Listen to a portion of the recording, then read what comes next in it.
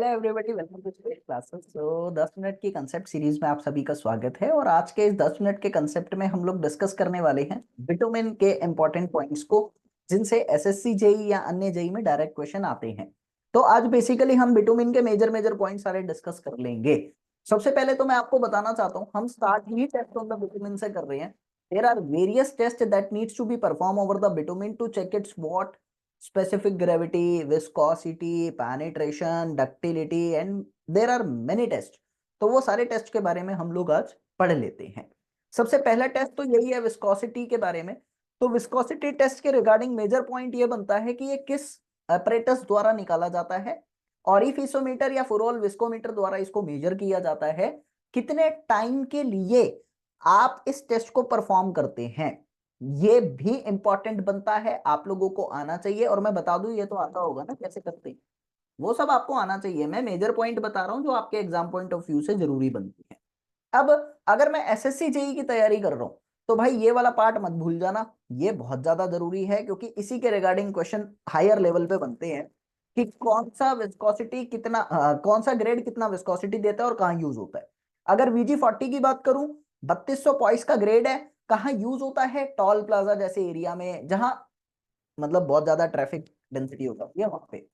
अगर VG30 की बात करूं तो पेविंग कंडीशंस में यूज होता है। अगर मैं 20 की बात करता हूं तो आप लोगों का कोल्ड क्लाइमेट में यूज होता है। और अगर आपको टैग कोट सील कोट बनाना है उस केस में VG10 का यूज होता है।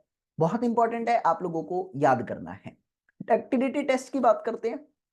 तो डक्टिलिटी टेस्ट निकालते कैसे हैं? ब्रिकेट से। ब्रिकेट का एरिया पूछा हुआ है, 1 सेंटीमीटर स्क्वायर का एरिया होता है। और किस रेट के साथ आप इसको खींचते हैं बिटुमिन को? 50 मिलीमीटर पर मिनट के दर के साथ आप बिटुमिन को खींचते हैं। और बोला गया है कि आपके बिटुमिन की डक्टिलिटी आईआरसी के रिकमेंड कितना होना चाहिए? 50 सेंटीमीटर। तीनों पार्ट इंपॉर्टेंट है, आपके क्वेश्चन यहां से बनते हैं और बनेंगे भी। फ्लैश एंड फायर पॉइंट के रिगार्डिंग क्वेश्चन बना रखे हैं। फ्लैश एंड फायर पॉइंट का पहला क्वेश्चन बहुत इंपॉर्टेंट, किसके द्वारा मेजर होता है? The apparatus is named as Pensky Martin apparatus। और फ्लैश पॉइंट वो होता है जब बिटुमिन चिंगारी पकड़ता है। और फायर पॉइंट वो होता है जब बिटुमिन जलना स्टार्ट कर देता है। एटलीस्ट 5 सेकंड के लिए अगर चिंगारी पकड़ी तो वो फायर पॉइंट है।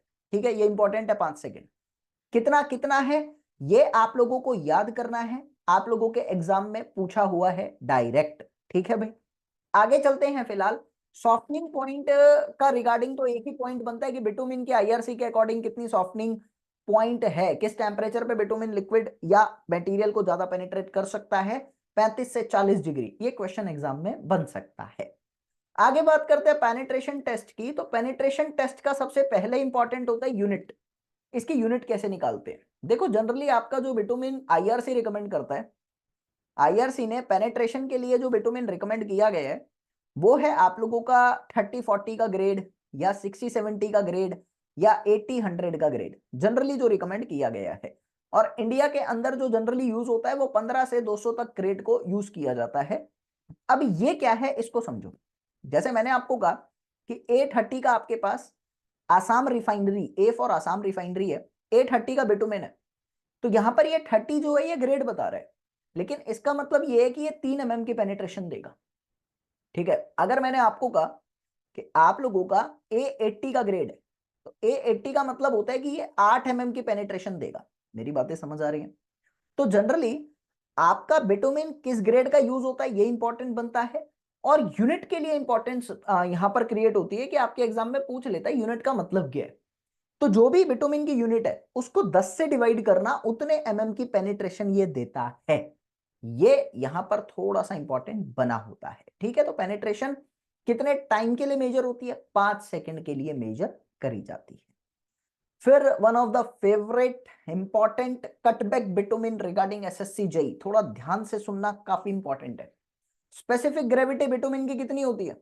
स्पेसिफिक ग्रेविटी प्योर बिटुमिन की, मिक्स बिटुमिन की याद करनी है, काफी ज्यादा जरूरी है। बिटुमिन आपको भी पता है कि जैसे ऑयल पानी में डाला तो मिलता नहीं है, लेकिन अगर पानी में डिटर्जेंट को डाल के ऑयल डालू तो मिल जाता है, पानी में तेल घुल जाता है। तो डिटर्जेंट क्या है? डिटर्जेंट एक इमल्सिफाइंग एजेंट है। इमल्शन क्या है? इमल्सिफाइंग का मतलब होता है जो दो लिक्विड को आपस में मिला दे, जैसे दो इनविजिबल लिक्विड है, घुल नहीं रहे, उनको आपस में मिक्स करना है तो मेरे को एक एक्सटर्नल एजेंट डालना पड़ेगा और वो इमल्सिफाइंग एजेंट होता है। तो यहां पर बिटुमिन का इमल्शन बनता है। वो बिटुमिन का इमल्शन में क्या क्या होता है वो यहां पर थोड़ी सी बातें लिखी हुई हैं, आप लोगों को याद करना है। एक तो 50-60% बिटुमिन होता है, बाकी पानी होता है। और इसको यूज कहां पे करते हैं? जनरली पैच वर्क होते हैं ना, गड्ढे आपने देखे होंगे रोड पे, वहां पर जनरली ये यूज किया जाता है। ठीक है। अब तीन टाइप के बिटुमिन इमल्शन है, एक तो जल्दी सेट हो जाए, एक मीडियम सेटिंग वाला और एक स्लो सेटिंग वाला। अभी कैसे होते हैं अभी समझाऊंगा। जल्दी सेट वाला सरफेस पेंटिंग में यूज होता है, slow setting fine aggregates mixes या रोड पे भरने पे काम आता है, और कोर्स एग्रीगेट के साथ मीडियम सेटिंग मिलता है। अब मेजर बात आई, कटबैक बिटुमिन क्या है। कटबैक बिटुमिन समझो कि बिटुमिन की विस्कोसिटी बहुत ज्यादा है। अब विस्कोसिटी ज्यादा होने से गाढ़ापन ज्यादा हो गया। गाढ़ापन अगर बिटुमिन का ज्यादा हो गया ना, तो वो मिक्स करना मुश्किल हो जाएगा, उससे काम करना मुश्किल होगा। तो आप क्या करोगे, उसमें एक्सटर्नल एक केमिकल मिला दोगे। वो एक्सटर्नल केमिकल मिलाने से बिटुमिन की विस्कोसिटी कम हो जाएगी, वो लिक्विड की तरह बिहेव करेगा हल्का हल्का, और उससे काम करना आसान हो जाएगा। थोड़ी देर बाद आप देखोगे कि वो जो बिटुमिन में एक्सटर्नल केमिकल मिलाया था वो उड़ गया और बिटुमिन रह गया। तो वो बाहर से कोई एक ऐसा केमिकल आया जो बिटुमिन को वर्केबल बना रहा है, बिटुमिन की विस्कोसिटी को कम करके उसको वर्केबल बनाता है, बाद में उड़ जाता है। तो उसको कहते हैं कटबैक बिटुमिन। ठीक है। If the viscosity of the bitumen is reduced by adding chemicals, उसको कटबैक बिटुमिन कहते हैं। तीन ग्रेड होती है हमारे पास, rapid cutback, medium cutback, slow cutback. जो जल्दी से उड़ जाए वो रैपिड, जो धीरे धीरे उड़े वो स्लो, जो बीच में उड़े मतलब ना धीरे ना तेज वो मीडियम कटबैक। ठीक है। तो रैपिड कटबैक के एग्जांपल आपके एसएससी पेपर के क्वेश्चन है, ये आपको याद करनी है एज इट इज कि rapid cutback bitumen gasoline products के द्वारा बनता है। मीडियम कटबैक का example kerosene oil and slow cutback का गैस ऑयल होता है। आप सबको याद करना है। एक काम और करना, मैं लाना भूल गया, बिटुमिन और तार के बीच का डिफरेंस आपको याद होना चाहिए, क्योंकि एग्जाम में पूछता है। ठीक है। देन हमारे पास जो तार है उसकी ग्रेड होती है, ये ग्रेड इंपॉर्टेंट बनती है आप लोगों के लिए, मतलब बहुत ज्यादा इंपॉर्टेंट होती है ये। तो ग्रेड कैसे कैसे होती है, विस्कोसिटी पे डिफरेंस आता है। जैसे जैसे हम नीचे जाते हैं वैसे वैसे आप लोगों की विस्कोसिटी जो है वो बढ़ती रहती है। तो विस्कोसिटी के करस्पॉन्डिंग ये ग्रेड बनता है यहां पर। तो याद करना है आप लोगों को, काफी काम की बात है। ओके, तो यहां क्या हो रहा है, यहां विस्कोसिटी आप लोगों की बढ़ रही है।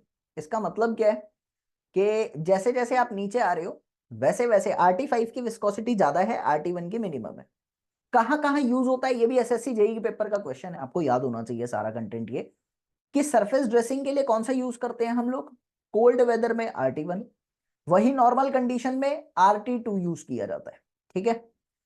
उसके बाद RT3 कहाँ यूज होता है, जैसे रिन्यूअल करना है, ऊपर ऊपर की कोट मारनी है, दोबारा से पेंट करना है, R33। ग्राउटिंग पर्पस के लिए 5 और मैकेडम पर्पस के लिए RT4 का यूज किया जाता है।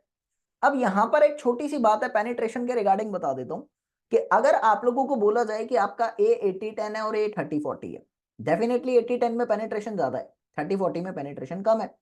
तो कोल्ड वेदर में कौन सा यूज होगा? देखो यार, कोल्ड वेदर में वैसे भी बिटुमिन जम जाता है, तो बिटुमिन जमने से जो ज्यादा पेनिट्रेशन दे रहा है, हाँ अगर मैं उसको गर्मी में यूज कर देता हूं तो वो तो वैसे ही पिघल जाएगा, वो और ज्यादा पेनिट्रेशन शो कर देगा। इसीलिए जो पेनिट्रेशन ज्यादा देता है उसको सर्दियों में यूज करो, जो पेनिट्रेशन कम देता है उसको गर्मियों में यूज कर लो, बैलेंसिंग बनी रहेगी लाइफ के अंदर। तो ये भी आपको याद करना है, पेपर का ही क्वेश्चन है ये भी आपके। तो आपको ये डाटा मैंने फैक्चुअल तरीके से प्रोवाइड किया है, और इसी तरीके से वीडियो में आप लोगों को 10 मिनट में फैक्चुअल डाटा मिलता है। रोज लिखो, ये लिख लेना कॉपी में मेन मेन पॉइंट, ताकि दिमाग में रहे और आप रिवाइज कर पाओ।